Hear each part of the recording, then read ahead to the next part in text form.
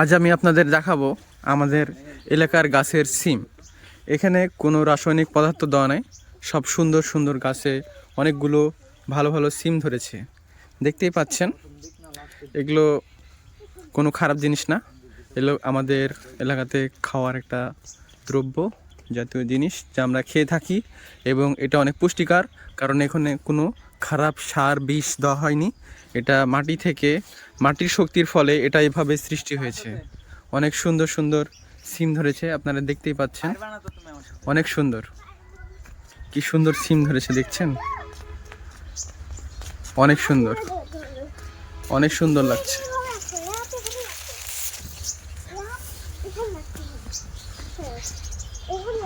দেখেন কি সুন্দর সুন্দর সিম। আসলে আল্লাহর রহমত যেখানে থাকে সেখানে এভাবেই বরকত হয়।